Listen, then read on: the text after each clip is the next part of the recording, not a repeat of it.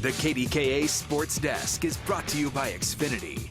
All right, now it's time to check the KDKA Sports Desk, brought to you by Xfinity. We do that every day on our 6 and 11 o'clock sports on KDKA-TV. Let's talk about a pleasant surprise, and that's been Bryan Reynolds for the Pirates, because he did it again tonight. He had another home run, his 11th. Boy, that swing is pure. Doesn't matter right or left-handed. And now he is challenging to become the first rookie ever in the National League to win a batting championship. Came into the game hitting .337, had that hit. Jeff McNeil is also a rookie for the New York Mets. So two rookies battling with Christian Yelich, who also is right there at .336. So, Paul, I want to get your thoughts on that swing by Bryan Reynolds. It seems simple, compact. He doesn't – what I like about him, you saw last night with a catch where he robbed Mike Moustakas, is that the guy plays with very little emotion. He's just, okay, you know, and he's not at all excited about what he's doing. I'm sure he is, but he doesn't show you that. He's just, hey, let's see what's next. I'm just doing my job day in and day out. It's a good attitude. Yeah, just a real calm, easy, flat demeanor kind of player.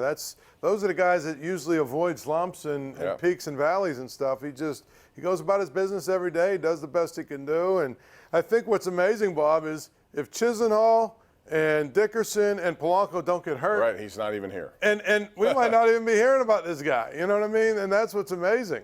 Really is. And next year, looking now that Dickerson and Chisenhall won't be heard from, the outfield, I still like their talent. If you have Reynolds, Marte, and if Polanco can just overcome his injuries, when he's healthy, he's a good bat in there. I think that's a pretty good outfield to build around. Yeah, I mean, here's the thing.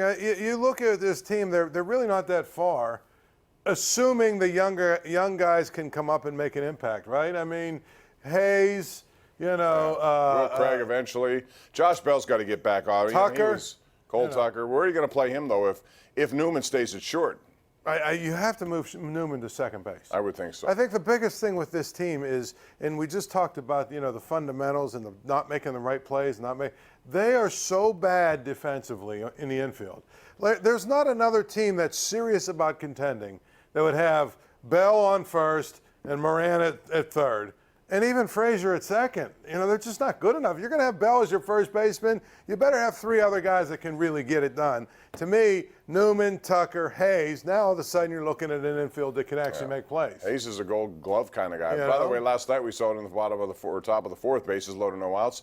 Jordan Lyles, the pitcher, was pitching. Grounder to Moran. He automatically should come home. He didn't. He hesitated. Then he didn't go to second. He didn't get a double play. He had two options for double plays, 1, 2, 3, or 5, 4, 3. He chose none of it, got one out, led to two more runs. In fact, Clint Hurdle after the game said, the little leaguers know. Yeah. You're supposed to throw to home there or throw it to second. Well, a lot of people are now on Twitter talking about Elias Diaz here. Dr. Joe Colella writes in on Twitter at KDPump, at Paul Zeise. He says, that was the right call. It was interference, total brain cramp by Diaz. Jonathan Casella says, look like Little League defense. Craig Zovalensky says, I've seen enough of Diaz. He doesn't hit well enough to make up for his defensive deficiencies and mental gaffes. So before I go to look up phone lines, when you look at the Pirate catching situation, Cervelli will be gone. They'll save $11 million there. So it's Diaz and Stallings, and that's not been good enough this year. What do you do at catcher? Well, since you're going to have like a $50 million payroll to start, right? How about the guy that catches for the other team that was in town tonight? He's going to be a free agent. Well, they gave Yasmani Grandal $18 million for 1 year because they needed a catcher. Well, maybe the Pirates can go get him. Sign him for 3 years and whatever, $54 million or whatever that is. Let's go out to Jerry in Hempfield, who joins us first tonight. Hello, Jerry. Hey, Bob, Paul. Hey, I just want to make a comment. Every year, it's the same thing about the Pirates. The same questions are asked. The same answers are given. The same results are the same. Even though they have some good players, you guys are optimistic. But that's no one said we're optimistic. I picked them fourth, and I'm going to do it again next year, regardless of what they do. I'm saying their outfield is good enough to build around. If you go back 5 years and put your show on with you on there talking about the Pirates, it would be the exact same thing you're talking about today. Right, and that's a problem because Pirates, the only thing you have is it's a talking point.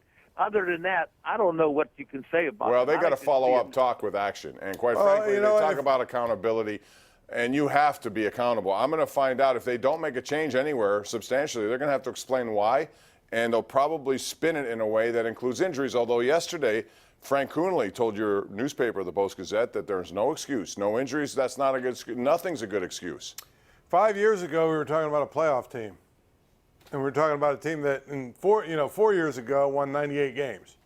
So it's a little different than it is now. I mean, I think that they haven't done well since 2015 in really a lot of different phases off the field. Scouting, development, drafts, trades, all of that stuff. They haven't done well since 2015. Maybe it's time for a change in that direction, but I do think there are some good young players in place here that if you add a few things, maybe you could make a run next year. But the biggest problem I see is their starting pitching. You cannot bring back everyone, which they will, and they're going to end up with the same thing. You got to add something to it. You can't continue to just rely on Trevor Williams and Chris Archer and anyone else you got in there with Joe Musgrove, who's been up and down. Brault looked good at night, but he only getting in the fifth inning. You need better than that when you're talking about your pitching. Let's go to line 3, Ernest in Monroeville. Hello, Ernest. Welcome to the Sports Call. Hey, Bob. How you doing? Good to see you, Paul. The Pirates, I'm wondering, what about their coaching? Because their bad base running, their defense of play is just horrible. And I don't understand, like tonight, why was Colin Moran playing so far off the line? You got a tight game, and he's playing so far off the line when he hit that ball down third base.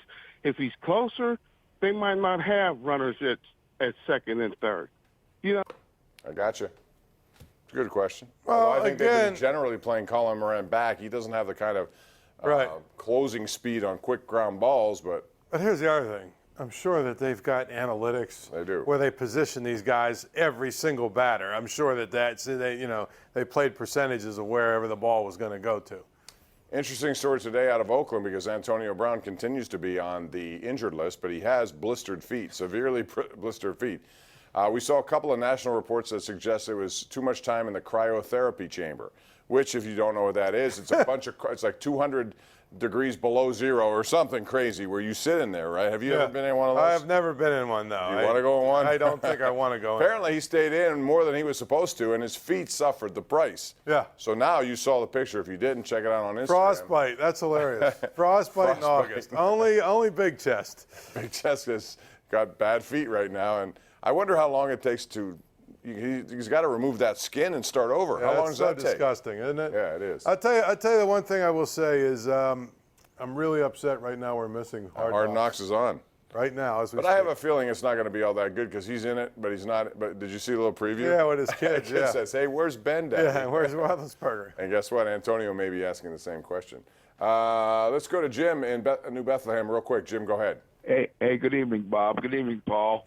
I listened to your analogy here about the team. I would like the outfield of Austin Meadows in center. Oh, you don't have that. Along with Reynolds and Marte and Chip Pilanka somewhere else. You need two frontline pitchers and a major league catcher and a new pitching coach and someone that's not afraid to get off their wallet. Thanks a lot, Thank guys. you, but Austin Meadows is in the past. There's nothing you can do about that. We're due for a break. We'll take it right now. This is the Ireland Contracting Nightly Sports Call 7 nights a week on Pittsburgh CW.